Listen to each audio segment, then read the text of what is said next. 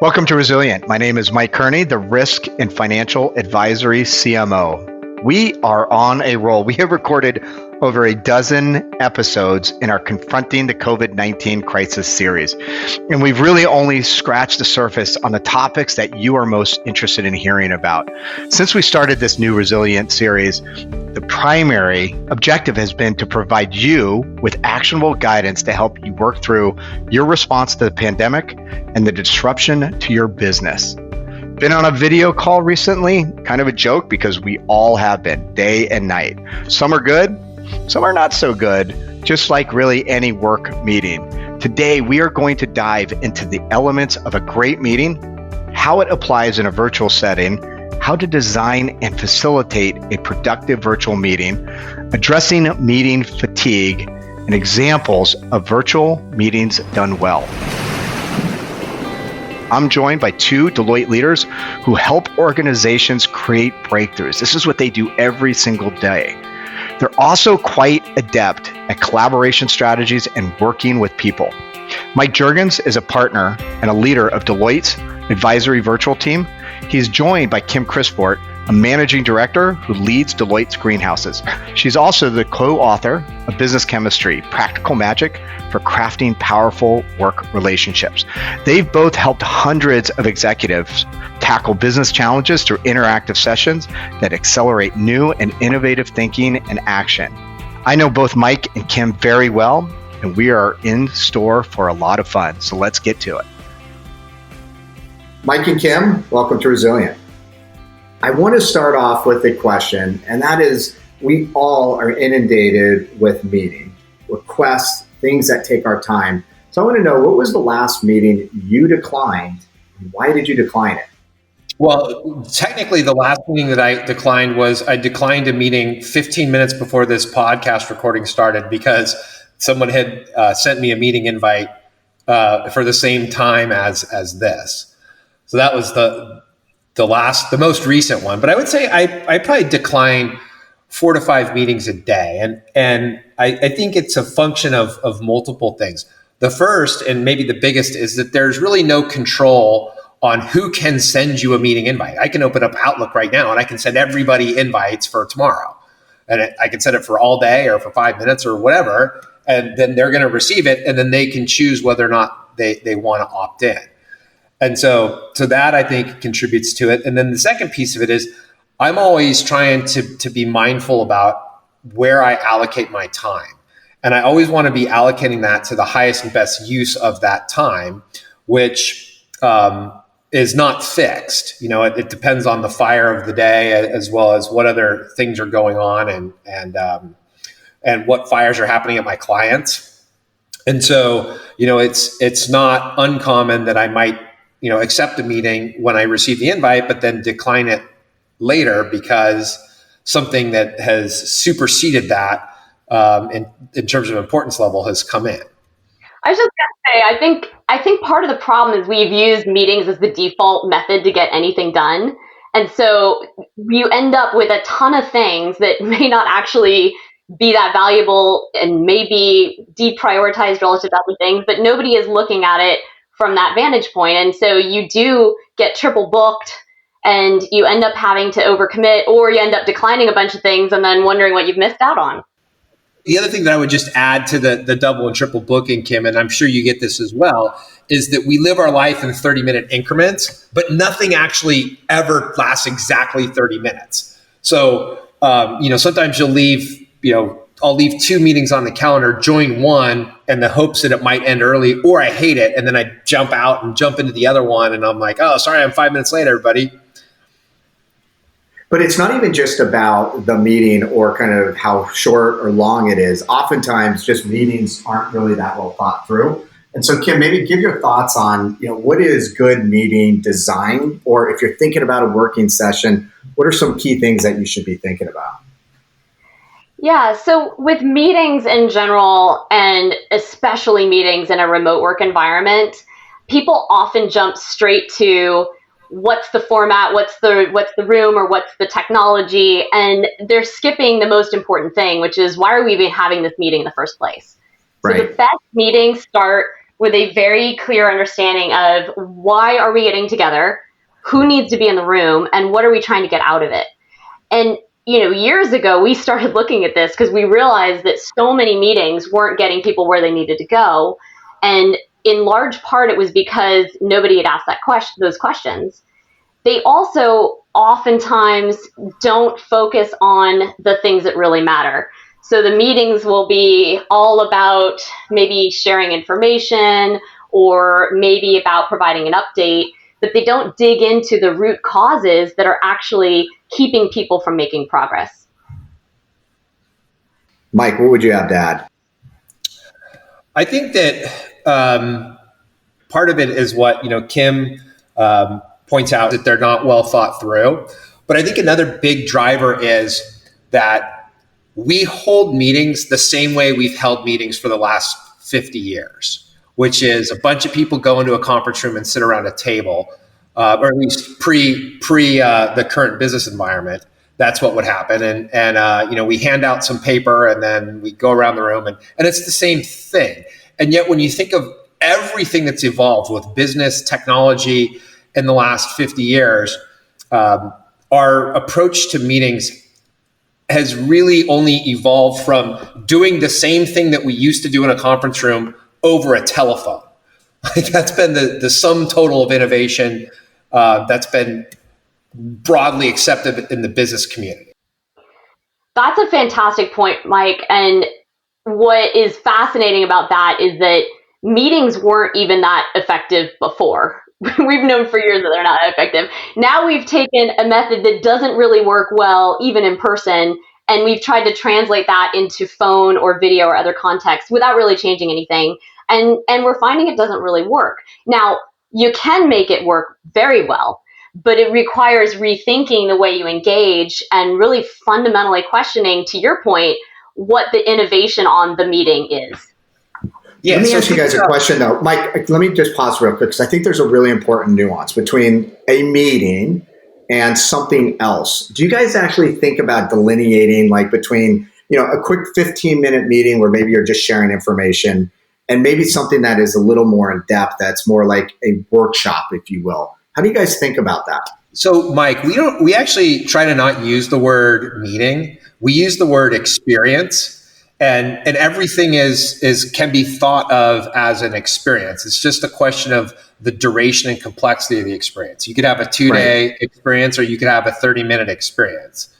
And I think the only demarcation line is less about the duration and more about the importance of it. So if you have a 30-minute meeting, there I use the M word again, but if you have a 30-minute interaction with the CEO of your company or your client versus a 2-day interaction with some mid-level manager of the same company, which one should you plan for more? Clearly the one with the CEO, even though just purely from a duration perspective, you would say, oh, that's less important. Yeah, so Mike, I agree and disagree with what you just said, because I think that when you have a meeting, the M word, you are having an experience, and that can be a good experience or a bad experience. You can invest more in the experience or choose not to invest in the experience. But also, we're making things experiences sometimes that shouldn't be. So back to the question about how you think about it, if you're just giving a quick update on something, does it even need to be a meeting? Does it even need to be an experience? Could you just send an email?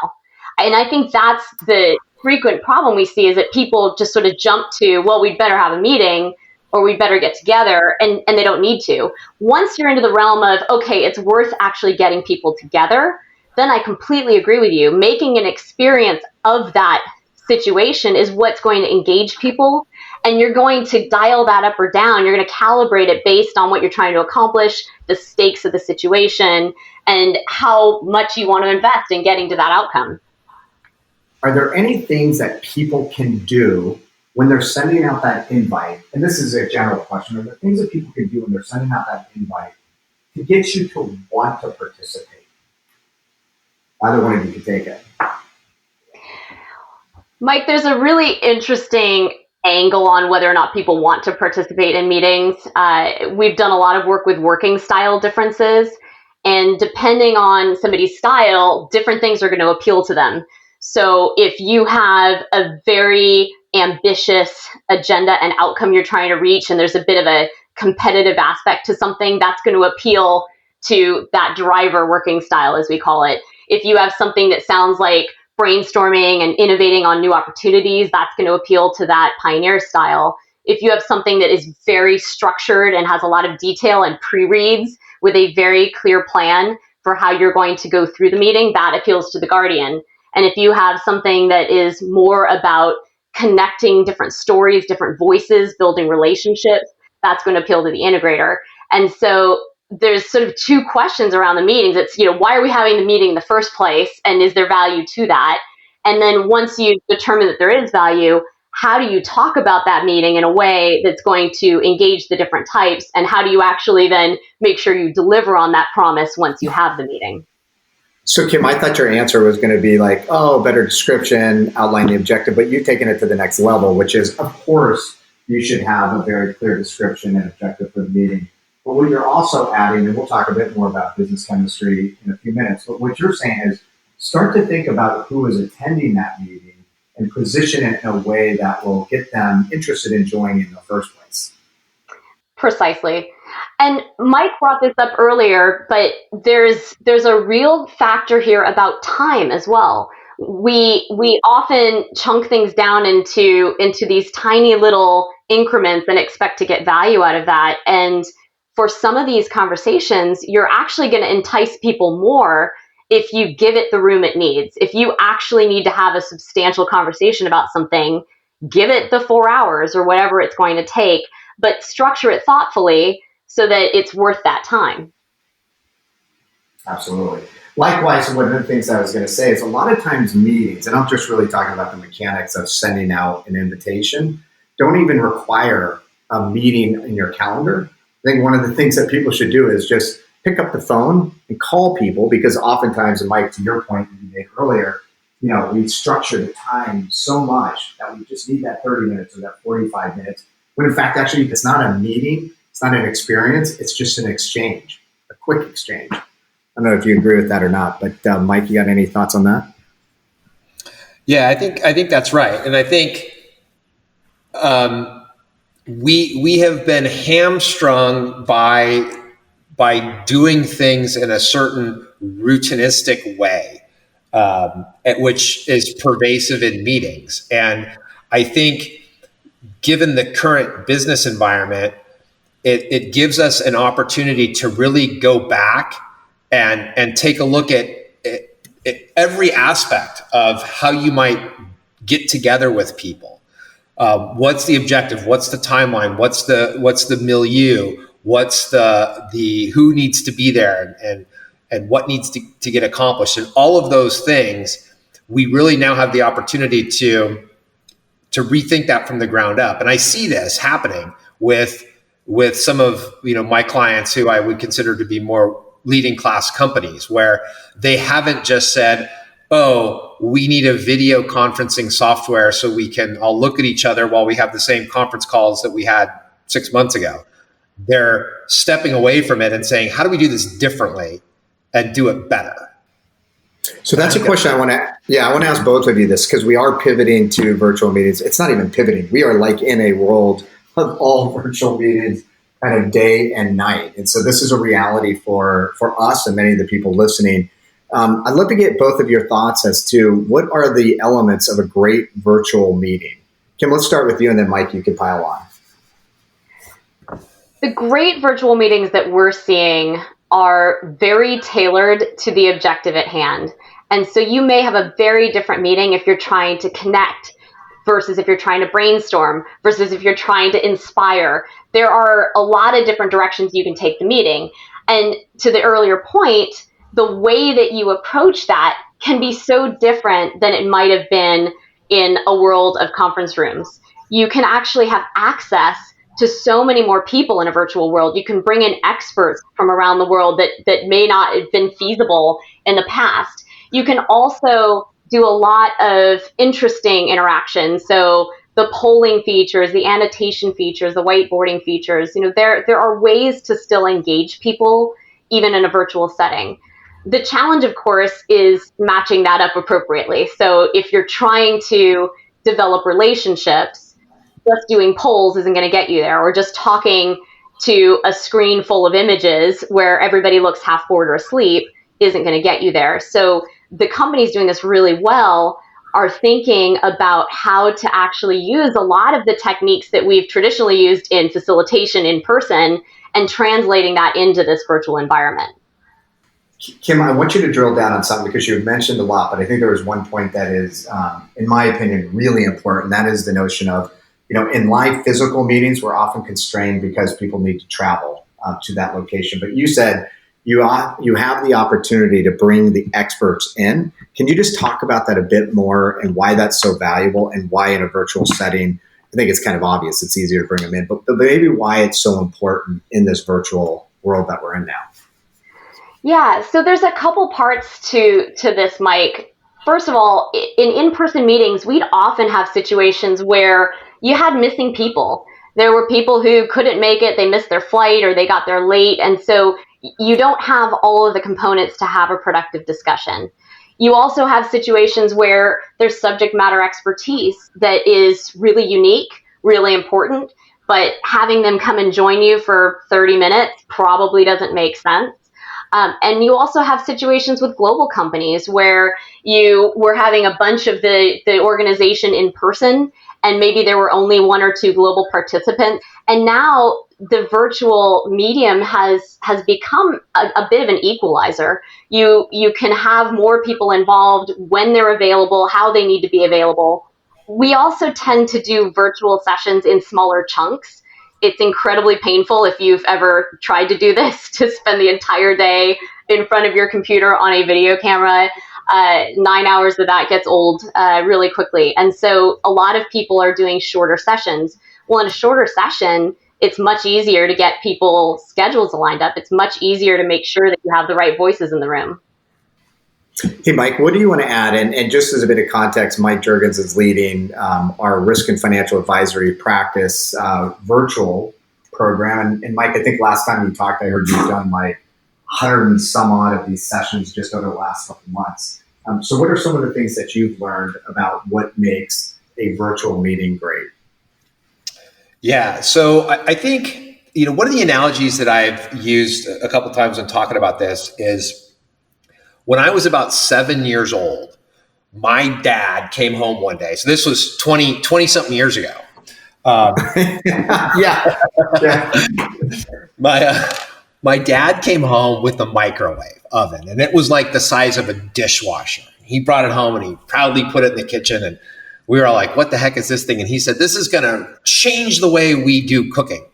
And it's a microwave. And we're like, what the heck is that? And so, in our heads, the jet packs were coming next, because now, we just throw the thing in the box and it cooks itself. What we found, of course, is that the microwave is really, really good at some things, but the oven is still really, really good at certain things. And now today I have both. And if I want to make popcorn, I use the microwave. And if I want to make a turkey, I use the oven. That's the way that I kind of see the virtualization of our work from home interactions with each other, is that in the future, we're probably going to see that virtual works awesome for certain things, and in person works awesome for certain things, and we're going to have both. And so if we assume that virtual is like the microwave, it's going to be here for forever, then the question becomes, like, what is it good for, and how do you make it special and engaging? And I would say there's a number of things. The first one that I would say is, it is not about the technology. Everyone gets hung up on which video conferencing software are you going to use? And it's like, it doesn't matter. That's like saying, which brand of cell phone are you going to use to dial into this conference call? It's purely an enabler. I think what drives the level of engagement is, one, really thinking through the flow of what's going to happen in that time frame, whether it's 15 minutes or 15 hours. It's putting together the right technology stack to enable certain aspects of the thing. So let's say you want to have a brainstorming session, and you want to capture those those ideas as they're going along. Should someone share their desktop, open up a slide, and just type into it? Or should we use the annotation features within the software? Or do we use another tool of some kind that we launch and we manage, but we display that desktop using another platform? So there's a technology stack to it. So you have good design thinking, you have a technology stack that supports the objective of the meeting. You have, there's a lot more need for rehearsal time to make sure that all the pieces are working together and all the people that are doing things know what they're supposed to be doing. It requires more people to run a meeting. You know, if in the old days, and I was notorious for this, as you know, Mike, I would jump up in the middle of the meeting, grab a dry erase marker and start writing all over the whiteboard if there was one in a conference room. I can't really do that now. And if I'm trying to do that in a virtual environment by typing, I can't really do both things at once very well. So I probably need somebody else in the background who is doing that for me. I didn't need that person in the old whiteboard type of approach. So those are just a handful of the things that we're finding as we've been rolling out the virtualization of meetings. And you're right. Numerically, I think in the last 35 days, we've delivered about 140 of these experiences. So it's been a pretty steep learning curve. By the way, I also can give you a very lengthy list of things that don't work very well. If you'd like to delve into that, I've got some more stories there too. Hey, yeah, Kim, Mike, do you have anything to add? One thing I'd add to that is, so I completely agree with Mike. There's a hybrid world in the future. Virtual's not going to disappear, but it also isn't the end all be all. And finding the right balance and blend is key. In both situations, though, you're still dealing with human beings. And so one of the things we found is very, very true in virtual is that the realities and limitations of being human become very clear very quickly. So you need to be able to move, you need to be able to rest, you need to have a knowledge of the fact that people's minds are going to wander, and you need to know that if you're seeing them on video, it doesn't necessarily mean that they're paying attention to you. They could be watching a cat meme for all you know. And just recognizing that those human behaviors are still very much there and present, but may not be as obvious or as manageable in a virtual state. And so being thoughtful about how to design the day, design the experience to accommodate for that. So Kim, that's an awesome point. And I think there's a piece of this that also is super important, which is our neural pathways and the way that our brains have developed from 50,000 years of tribal living, right? We've got, amygdalas that are scanning the environment. We have neural pathways that are specifically set up to look at body language cues, for example. And that's the way our brains are designed. Our brains are not designed to interact virtually the way that we're doing it right now. So it's not just even recognizing that we're people, we need to move. It's recognizing literally the way that you think is evolved to not work like this. So how do you acknowledge that and then build solutions that will still work or still function and help us retrain our brains to do things differently? You guys have talked a lot about the need for really understanding kind of what the underlying challenge is, like why are we even getting people together in the first place? I've heard a lot of meeting design, which I think is pretty straightforward, but maybe a lot of people don't put that much thought into it. Mike, you even talked about got to have multiple people supporting the actual meeting. You talked about rehearsal, but what about when it goes, south? Like you're in a virtual meeting and everything you planned for is not going the way it was designed to. How do you deal with that? Well, we had this happen recently on one of our calls, Mike, and the situation was one where we had multiple people at multiple locations, and there were internet issues. And we lost one of the facilitators. They just disappeared off the call, and then we lost one of the participants. And it was very fascinating because we had planned for a redundant setup. So we had a facilitator who could step in. We were using our cell phones offline to sort of get that in. But what we did in the moment was just acknowledge the reality. I think what's sort of interesting about the world that we're in right now is there's a level of acceptance and understanding that's maybe different. In the past, if you had been doing, let's say, a big speaking event or a forum or meeting, and there had been a screw up, you might try to brush it under the table a little bit. Here it was an acknowledgement of, geez, can you believe the internet went out? All right, we've got another facilitator, no problem, we're back online. Okay, we've dialed in the client that fell off the phone, no problem, we're back online. And it was actually a very human moment, and everybody got a good laugh out of it. Do you know what's interesting about everything that we're seeing is that, and this is probably the thing I love more about these virtual meetings than anything, is the fact that people have become more human. Like, you're looking into people's homes, you're seeing their kids, you're seeing their dogs, you're seeing them in their natural element. Is there a way to actually embrace that in these meetings that you're designing? Take advantage of the fact that people are kind of more authentic, more human? Maybe Mike, I'll pass that to you. Yeah, I think there's no question that the opportunity for authenticity is much higher today than it normally was. And I'll just share an anecdote from this morning. We were on a virtual call, and one of my colleagues showed up completely dressed for work, just looking like it was a normal day. And of course, I'm sitting around in a t-shirt, so I'm immediately asking the question, "Hey, what's going on?" And we ended up having a long discussion about how for him it was very important to have his routine be similar. So it was more stabilizing for him and given the current business environment.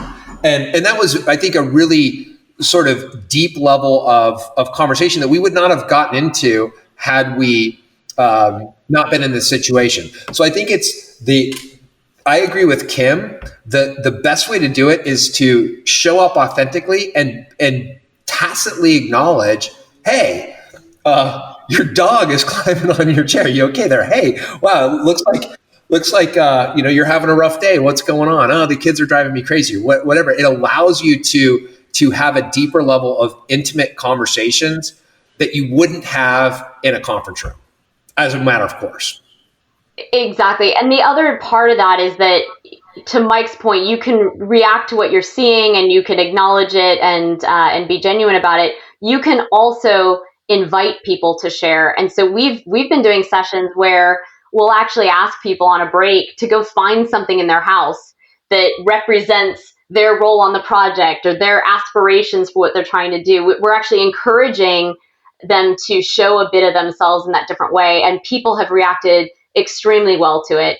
It's a acknowledgement of the context and the situation, and it's also a chance for people to build relationships. That's been the number one thing I'm hearing from people is how do we keep our culture? How do we build relationships in this strange times? And so we try to have a double objective with most of our experiences where we have the explicit business need at hand, but we're also trying to give that opportunity for people to connect on a more authentic level. Kim, I love that because I had an experience just a couple of weeks ago where I was recently on a call with a senior manager. We were finishing up this project, and behind her, I saw this guitar. And she got the guitar. I said, "Hey, can you play me something?" And she got the guitar and just riffed in an entire classic rock song. And I was blown away because I found out that she's actually been recorded. And that never would have come to fruition had I not seen her in her natural element. So pretty cool stuff. One of the things I'm finding fascinating about this shift to virtual is that actually all these hidden skills are coming to light, not just from people participating in meetings, but people trying to contribute to meetings and experiences in different ways.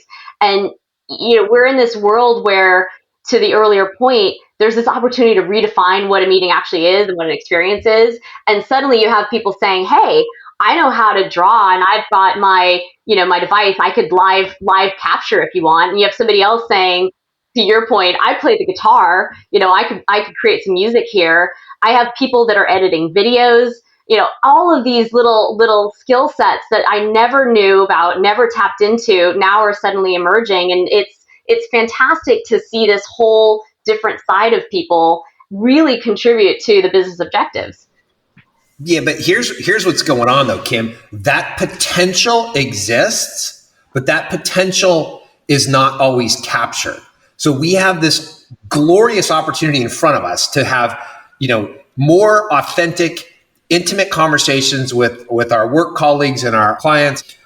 We have the opportunity to do so in a way that leverages technology and makes it super, super engaging.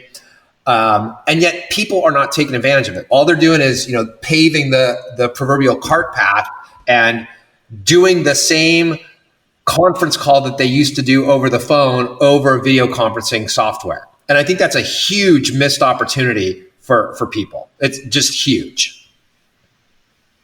So one of the things I want to set the stage on is you guys have given us a lot of great tips and tricks and all this good stuff about doing these meetings or experiences, to use your word, Mike, in a virtual setting.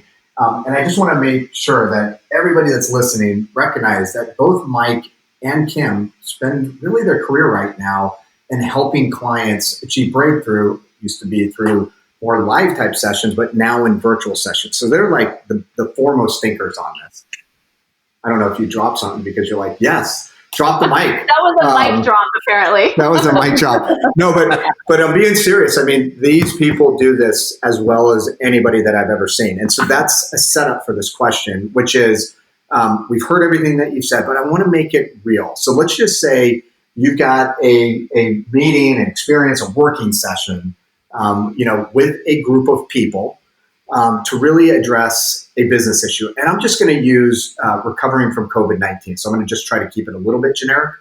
But can you just help us think through, and I want you guys to riff on this together, but what should be done in order to plan, facilitate, and then do whatever happens after the session?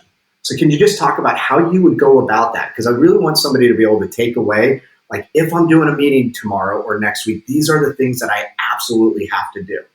So I'll let either one of you start. Whoever wants to I'll jump in because Kim always gets to go first, and then she steals all the great ideas. It leaves me to back clean up. So I snuck in, just ahead of the goalie on that one. So the way that we really think about it is a three-legged stool. And one of the legs is a design leg, where you have to think through the design, the flow of the session itself. The second leg is, I'll call them enablers, but you can sort of think about it as technology. But what sort of things are you going to bring to that experience over and above just the fact that it's a video conferencing software? And then the third leg of the stool is the actual delivery of the session itself. And we find that when you treat it almost like a television production, right, where you've got producers that are guiding the scenes, and you've got camera people, and you've got the sound people, and they all have their job, and they're all making sure that it appears seamless to the folks that are watching the show on TV. That's kind of what we want. We need to figure out what that looks like, and then assign those roles out in the background. So it's the three legs of the stool. So now that I've explained the smart strategic view, I'll let Kim fill in the details. Oh, so many things to be said to that one, but I will simply build on what you said, Mike, by saying I think that the three things are true, and if you start with the end in mind, it really helps. So where do you want to land at the end of this discussion? And in order to land there, what's that journey going to look like? Because typically what we see is that there's a reason why people have trouble making progress against a topic. It may be that they don't understand the topic well enough, they need more information. It may be that they don't have alignment around what the right answer is. It may be that they need to think through the implications of the decision they're about to make and really have a detailed plan. And so we try to get really clear on, all right, what are we trying to get? Are we trying to build their understanding? Are we trying to shape the choices? Are we trying to actually make decisions? And then based on that, you architect. It's literally like you're trying to conceive of what kind of house do you want to have. And then once you know that, you say, okay, well, how many rooms does it need to have? And that's based on, the participants, the amount of time, things like that. Okay, great. What kind of foundation do we need to have in place to make sure that house is supported? You sort of back away from that end position to get to this full design. And all of it needs to be human-centered. It needs to recognize that the reason you're going to get to a good outcome is because people are going to talk in a productive fashion, and they're going to get aligned, and they're going to make decisions. Hey, Kim, let me drill down on a point that you made, because I think it's really important. You said you need to start with the end in mind, and then you said, there could be a variety of different objectives. And I wrote, get understanding, make decisions, create alignment. Do you sometimes find that overzealous people try to do too much just because they think they need to accomplish a lot in a short period of time? Absolutely, Mike. That's actually the biggest problem we see, is that people try to jam so many objectives into one little construct, and to the earlier point, that could be a little 30-minute block of time, or it could be several blocks of 30 minutes. Either way, we tend to be overambitious, and in our experience, really emphasizing one objective. So choose one of those things, and you may have spillover into the other things. But what's the biggest problem? Is the biggest problem that nobody understands, or is the biggest problem that they can't agree on the right path forward? And then if you put your weight there, you'll actually end up making more progress, because you won't waste as many times in spin cycles that don't actually get you anywhere. We actually call that living with a problem, Mike. It's an intentional space of time in what can feel very uncomfortable to people. People don't like sort of sitting there, really digging into what the issue is. But if you don't fully understand the problem, or where you are with your maturity against that problem, it's hard to come up with a solution that's actually going to last. It's almost like that whole notion of like asking the right questions is so important, but I'm guessing that takes a whole lot of time. So how do you get, like, if you're really trying to figure out what that objective is, how do you actually get to it? Because it doesn't sound like it's like a trivial activity. Let me just think about what we want to achieve. It's almost kind of deeper level thinking. Mike, do you have any thoughts on that? I do. I think there's part of it's an art, and part of it's a science, right? So we kind of know. Well, I'll give you an example.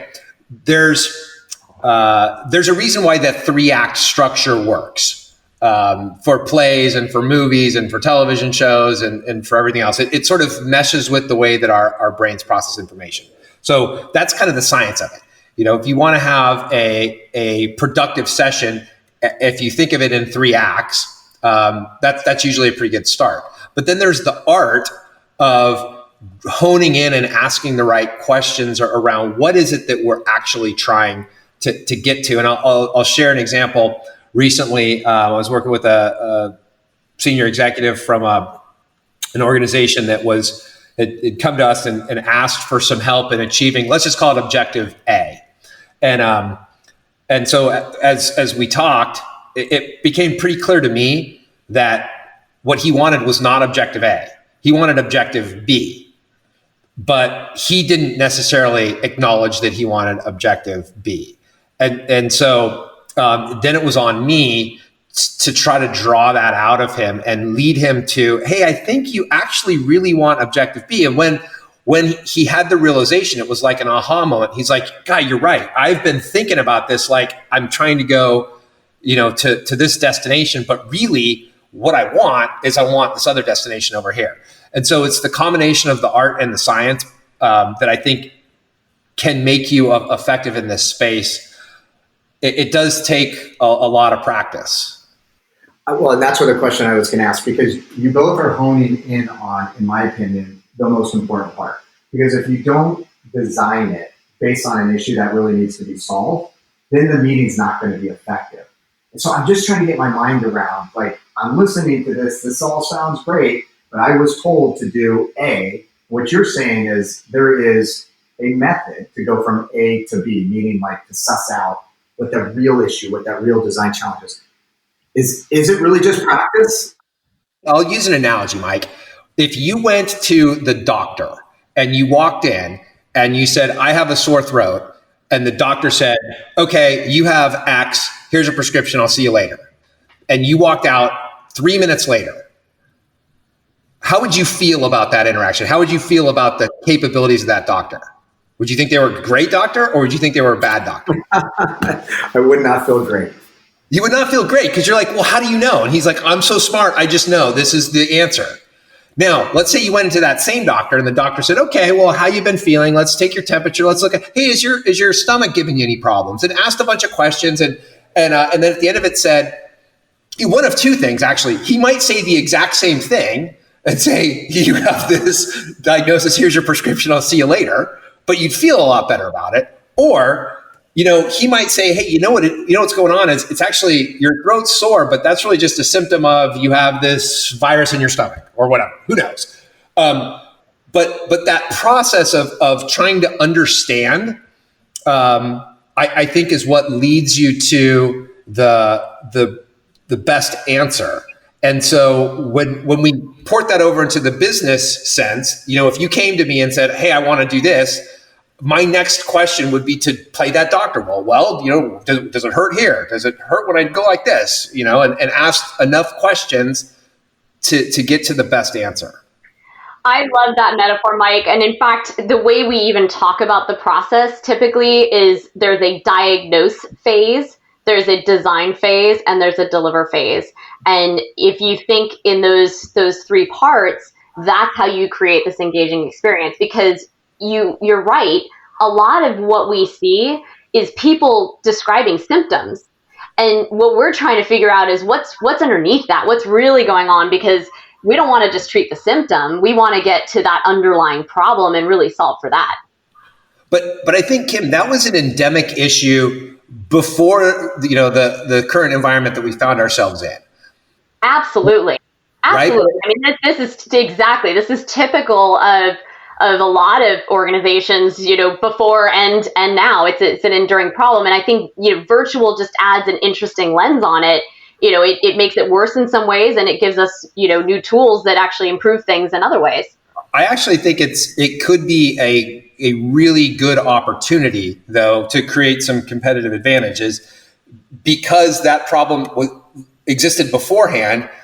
Rather than just converting what you were doing before into virtual, you've already got to go through this learning process that's thrust upon you. If you step back and are just slightly more mindful about these sorts of things, you actually can end up with, in my mind, potentially way better outcomes than even before the current environment. You know what I love about this is that you guys are talking, you're saying something that's really important, and that is that it's not necessarily just about the virtual environment. In many respects, a lot of these issues and needs were there way before, like thinking through, what is the real challenge that you're trying to solve, diagnosing that, thinking through the design. And yes, virtual is important, but these skills that people are going to learn and cultivate based on what you guys are going to talk about or have been talking about are going to last far beyond kind of this stay-at-home situation that we're in right now. When we first created the greenhouse, it was actually to address exactly that we saw that there were these underlying problems that people weren't necessarily getting at them. And we were designing in-person experiences to try to unlock that for people, to get that aha moment like Mike described. What's interesting about the new world that we're in is that we sort of don't, everybody has to rethink the way that they connect. And so what was in the previous world more of a exceptional situation, I really have this big critical problem, so I'm going to go to the greenhouse and I'm going to have this experience to try to address it. Now everybody's trying to find new ways of engaging, and to Mike's earlier point, the companies that are really getting ahead of this are thinking about re-engineering the whole process, and they're recognizing that those things that we were doing in the greenhouse, some of that could actually apply to all these other virtual experiences. And, why have this demarcation between different kinds of experiences? Let's up the game for all of our experiences and get to those underlying problems. Yeah, especially if you're re-engineering them anyways to go to virtual, the marginal effort to re-engineer them to include some of this design thinking is not as heavy a lift as it would normally have been. You're already doing it. You're already rethinking it. Absolutely. Hey, Kim, earlier you talked about, you kind of alluded to business chemistry. You didn't talk about it in any specificity.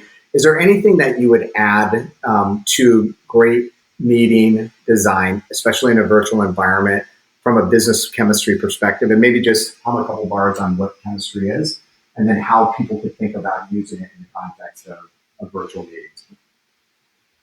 Business chemistry is a system that looks at differences in working styles. And it essentially says that there are 4 different primary styles. There's the pioneer that's all about possibilities. There's the guardian that's all about stability. There's the driver that's all about challenge. And there's the integrator that's all about connection. And everybody is a mix of all 4 of those types, but most people tend to be dominant on 1 or 2 of those. And the way that manifests in a meeting is that the different types have different preferences for how they receive information, for how they engage, whether or not they even want to show up to a meeting. The question about whether or not you decline meetings, there's going to be a very different answer, I would bet you, across business chemistry types, because their patience for those kinds of discussions will vary. When you think about a virtual environment, you really need to engineer it to have the bare minimums for each of the types. Because the most productive teams, the most productive working groups actually have a combination of all the styles, because the styles complement one another. But if a style isn't represented, or if the style can't contribute because everybody is talking over them, you lose that benefit. And so really thinking about, all right, how do I make sure that the pioneer has an opportunity to contribute their ideas, and maybe we have some brainstorming? How do I make sure that the driver knows what the goal of this meeting is, and maybe we have some competition built in to spur them to participate? How do we make sure that the guardian has had time to process information before the meeting so that they feel comfortable contributing and they know what the details are behind things? How do we make sure that the integrators feel like they have an opportunity to connect and to hear from other people and really get the broader context? If you think with that lens, you can actually design an agenda that can appeal to each of the types without totally turning off their opposites, because these are opposing styles, and that's both the beauty and the challenge of them, right? Like, opposite by definition feels bad, it feels oppositional, but opposite is also complementary when you recognize and choreograph and incorporate those things together. Hey, Kim, other than reading your book on business chemistry, if people wanted to go get more information, because this could be very helpful in designing virtual meetings, where would they go get some information on that? Because we're not going to have the time to go into it in too much more detail, but I think it will be unbelievably valuable. Where can they go get information? So, Mike, I'm going to have to check the actual URL, but there is a business chemistry website and a business chemistry blog that has a lot of this information. There is also a tool called 20 Questions that lets you do a quick hunch of somebody else. So if you want to try to figure out what somebody might be based on some observable business traits, that's a great tool to go to. And that's actually a key point. You know, a lot of business chemistry, it's really meant to be about what you see other people doing. So it's not so much this introspective system. And that really is interesting in a virtual world, because what you see, in some ways, okay, well, I get to see people when I'm on video with them, but how much are you really seeing? And are you able to process what you're seeing in a way that really tells you things, particularly when we don't yet have a new norm for how people behave in videos. So you get a lot of people not looking at the camera, looking disengaged, typing on something. It's not exactly the most interactive format yet if people aren't using it as an interactive format. And so when you're looking for clues about working style, it can be really difficult. I would say, not to overplug business chemistry, Mike, but I would say as someone who's spent, years designing and delivering experiences of all kinds, now obviously virtual, I think that the business chemistry thought process and the consideration of style differences is, I would say, probably the single most powerful tool in my toolkit in terms of being able to design effective experiences. Well, Mike, that was a question I was going to ask, given the fact that you've designed and led all of these virtual sessions over the last few months. Can you talk about how you actually integrate it into the design? So take it from the conceptual, and maybe an example would be like you've got somebody that's quiet or whatever. Yeah. I'll give you a real easy example. Pre now, we would have these conference calls, and how many conference calls do you get on? You dial in at 8:00, and then whoever's leading the call is like, hey, we'll just give it a couple more minutes. Let's give it a couple more minutes. And then people are joining and they're saying their names, and you sort of sit around in awkward silence for 4 minutes until someone decides, well, I guess we got enough people, we get going, right? So now you do that in a virtual environment and you're all staring at each other. Now, from an integrator perspective, the integrators crave connection, and they crave sort of that discussion and converse with other people. And so one of the things that we started doing for our virtual sessions was when people logged in, rather than seeing just a blank screen, we had a question on it that said, "Hey, what are you most looking forward to when all of this is over?" And just let people freeform text type. And it fills that 3 or 4 minutes of while you're waiting for people to dial in. And the integrators eat it up because all of a sudden you're getting, someone wants to go for long walks with their dog and someone wants to go surfing again. And you're learning all this stuff about your colleagues. To the driver perspective, Kim mentioned competition. One of the things that we did was we utilized this. It's a little kids game that they use at primarily like elementary schools, where you can like compete with each other on your smartphone, answering questions. And so we pulled that into some sessions, and it was amazing to see the level of engagement. People want to see, you're displaying the scores and stuff, but you're trying to talk about an issue, but you're using this technique that forces competition. And so you're engaging the drivers. For the pioneers, they're all about the ideas and so on and so forth. And we used this technology stack where we had an underlying technology that we used that we could sort of resize and make things bigger and smaller and move stuff around on the screen as people were talking. And so that's engaging more the pioneer style. And then really thinking through for the guardians that they want the structure, they want the data, and making sure that the whole flow has got some structure to it. We know where we're going and we know how we're going to get there, and we're going to augment that with data. But the balance is key, right? If you're a pioneer, I'm a pioneer, by the way. And so if I log into a meeting and it's 60 minutes of a talking head droning at me, going through graphs, I'm tuned out pretty early on.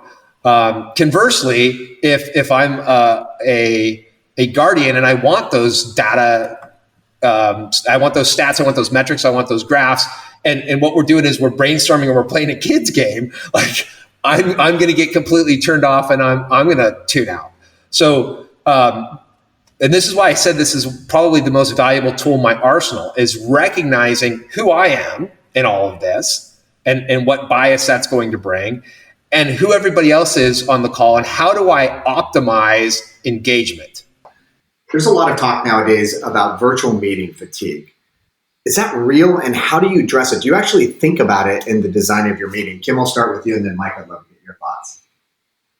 It seems to be very real, Mike. And I think there's a couple things at play there. One is that the volume of meetings seems to increase dramatically because people are maybe missing other ways to engage. They're not wandering the hallways anymore or meeting by the water coolers. They're feeling a need to put things on the schedule. So people's meetings are filling up.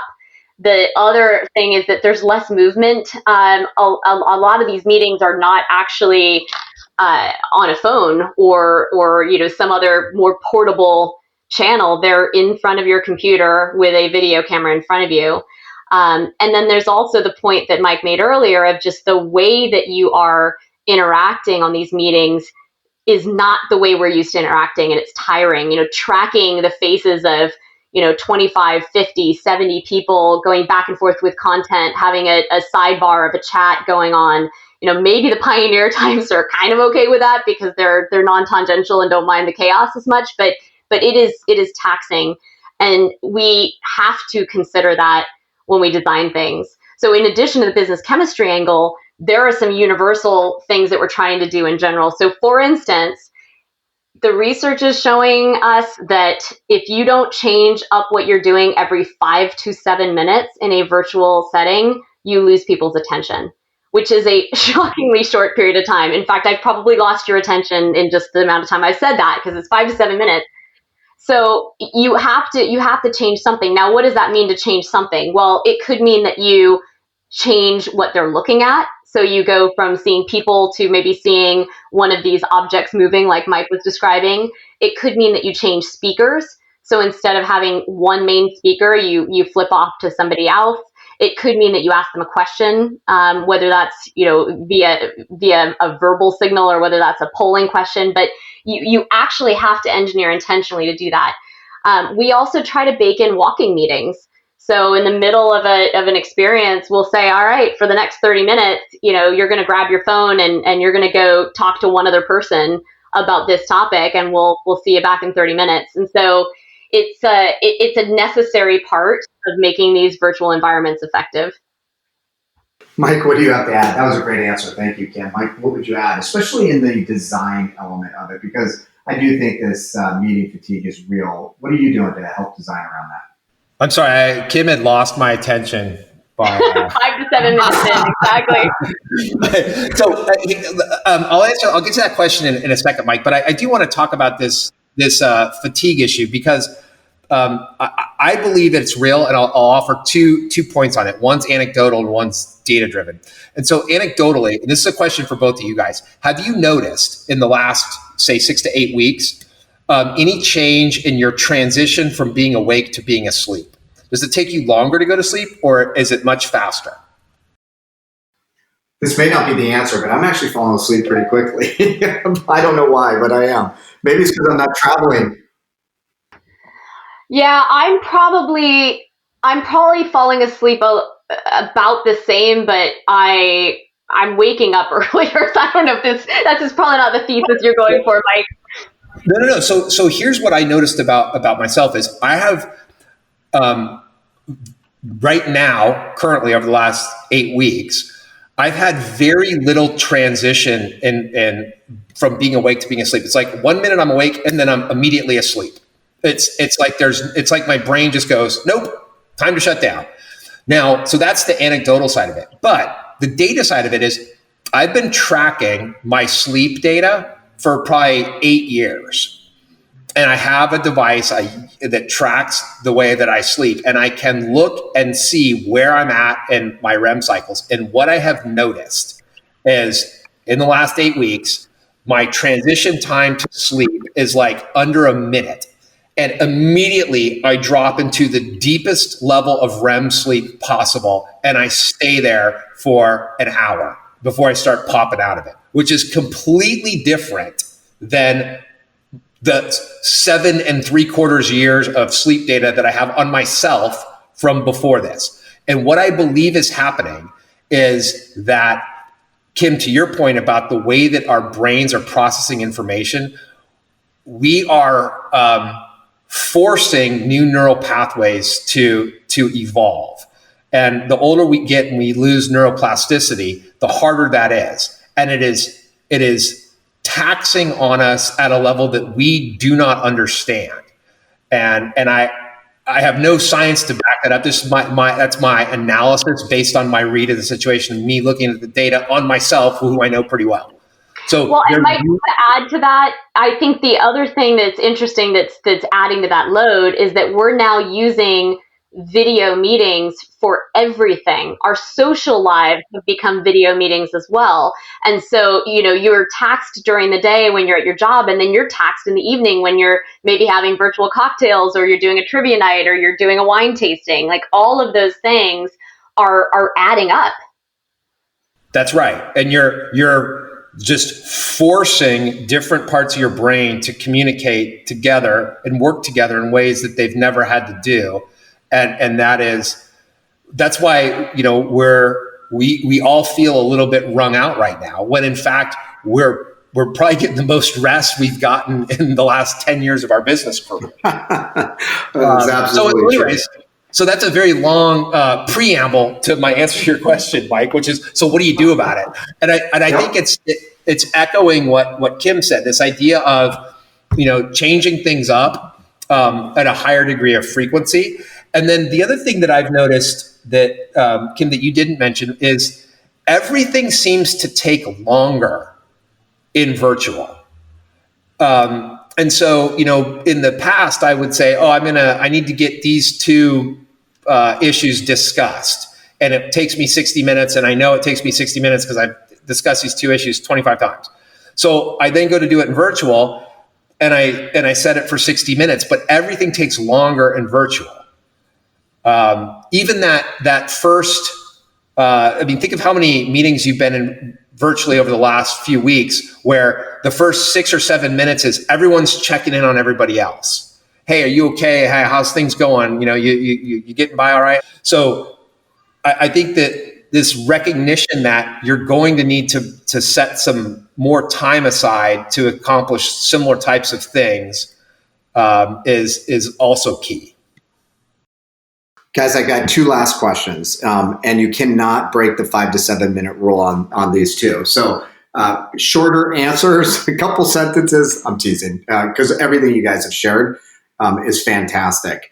The first question is, can you talk about a virtual meeting that you've been in recently and something that you've been able to accomplish? And the reason why I'm asking this is all of this sounds great. Oh, we've got this new way to identify the issue and design the meeting and facilitate it great. But really all that matters at the end of the day is better results. So is there a result that you could point to? Obviously, don't go into the details or give client names or all that detail, but just something you were able to accomplish where you're like, wow, I'm really proud of what we were able to do. And Mike, I am going to start with you this time so that you get first dibs at it. Although hopefully your answer is different than Kim's on this one. So, I think I've been really proud of a lot of the things that we've been able to figure out how to do virtually. But maybe I'll use an anecdote from yesterday, just because it's kind of front and center in my mind. And this is where a client had come to us with a request for how to analyze a specific business issue that they were having, and we said, not only do we know how to analyze this, we actually have a really great tool that we can use to apply to the problem.